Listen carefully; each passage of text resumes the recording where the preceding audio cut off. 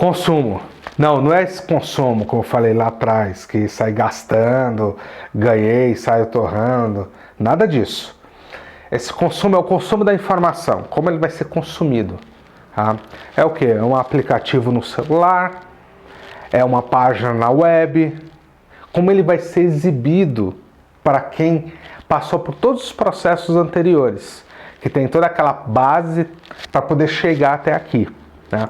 O consumo tem muito a ver com o que eu quero entregar de experiência para a pessoa. Fiz em sequência para você. 1, 2, 3, 4, 5 até chegar no 6. Quando estamos falando de dados, olha que bacana. Eu não vejo pelo começo, eu vejo pelo fim.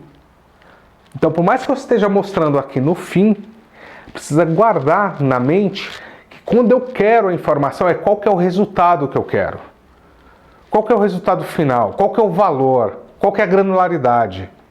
O que que eu quero mostrar e o que que eu quero de fato transformar para poder entregar algum valor para aquela pessoa que está fazendo aquela análise.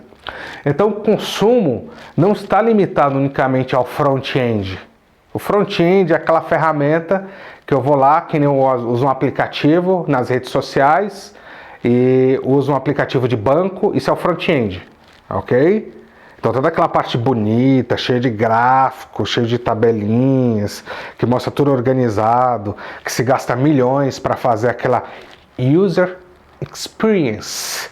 Tudo isso é chamado de front-end. Inclusive é a parte que todo mundo vê e não tem ideia do que está atrás no back-end, que é o hub, né? Então, quando eu faço as coletas de dados, que eu mostrei para vocês, e as transformações, quando eu junto tudo para poder fazer sentido. Então, quando você abre uma conta no banco, foi feito um trabalho antes de coleta de dados. Quando eu quero disponibilizar o saldo, já foi feita uma série de transações ali no back-end. Back-end é tudo aquilo que eu não vejo. É mais ou menos a cozinha do restaurante.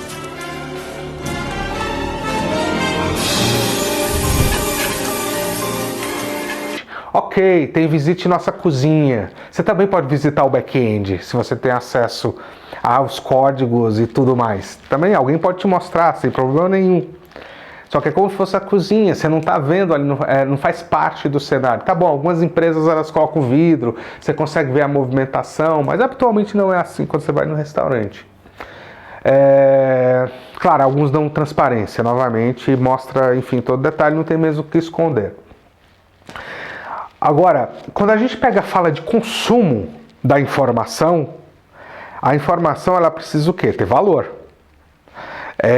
Aquela pessoa que vai consumir o dado, se ela tem uma mentalidade de dados, ela já descreveu isso aqui detalhadamente para você. Ela já passou no mínimo detalhe o que ela precisa.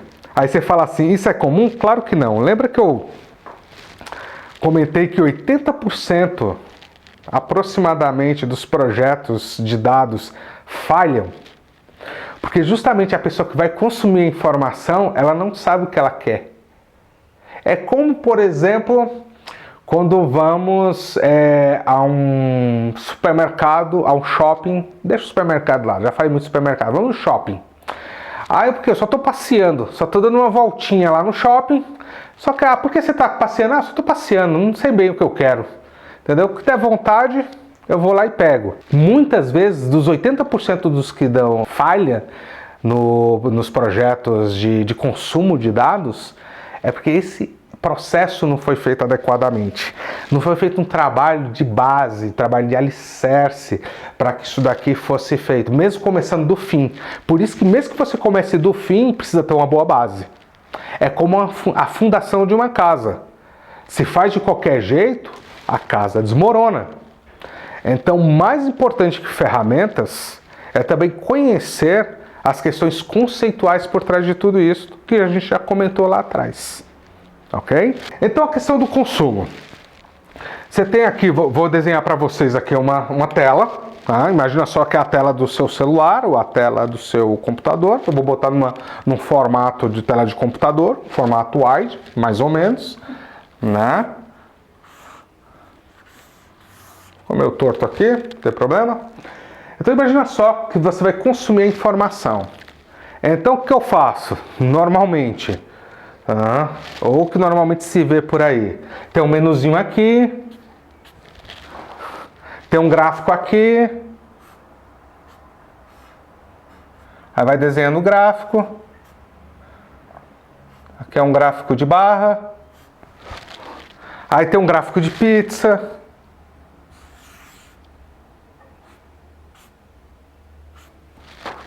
Aí você faz uma listinha.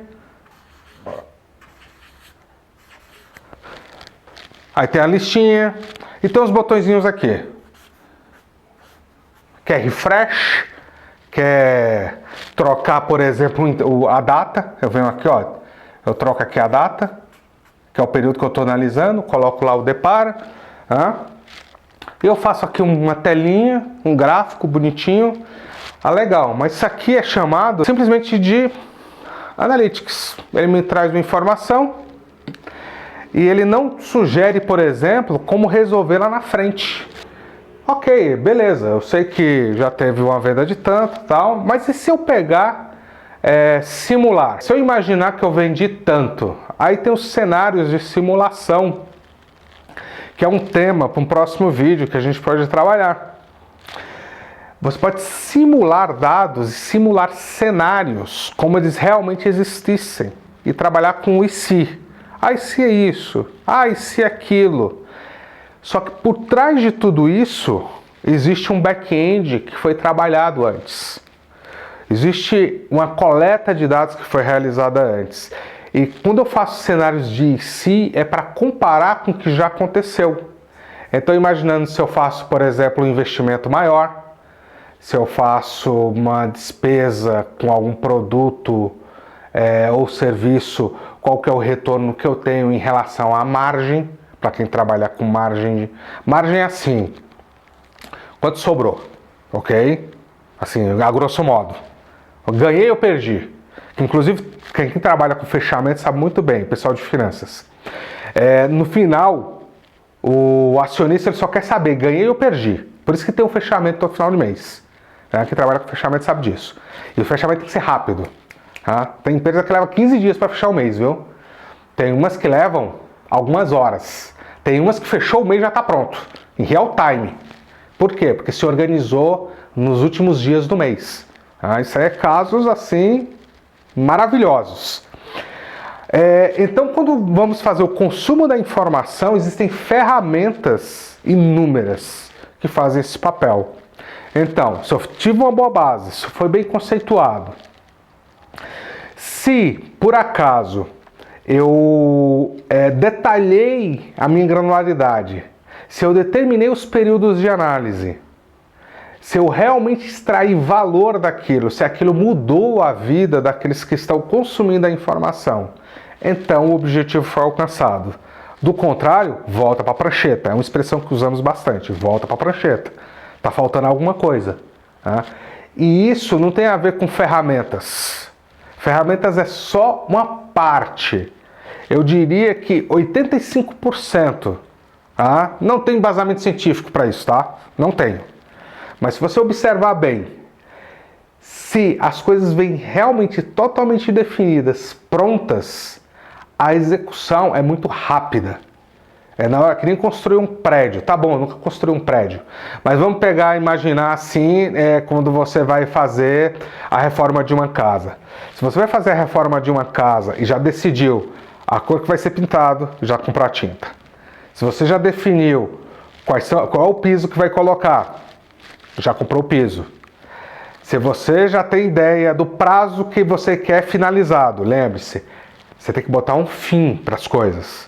Eu quero ficar pronto até, sei lá, daqui 2 semanas. Aí a pessoa vai chegar e vai dizer se vai dar ou não. Não, vamos ser realistas. E sempre conte com um período aí que pode ser que não seja redondo. Entendeu? Aquele desejo, né, de previsibilidade, de as coisas ser exatas, de prever o futuro. Eu quero acertar-se na mosca. É só uma ideia, né, gente? Prazo é só uma ideia. Aí alguém vai dizer, não, mas não pode atrasar. Eu escuto muito isso na nossa área. Sem problema nenhum. Só que é o seguinte, você quer que termine no prazo? Então defina o que precisa ser feito. Então determine toda a lista de atividades que precisam ser realizadas. Todas é bem abrangente, mas determine e faça uma lista que é muito mais eficaz com o cronograma. Isso é uma opinião pessoal, tá? Uma lista extremamente detalhada de tudo que vai ser feito. E a partir daí eu consigo entregar um painel extremamente, muito próximo daquilo que se deseja.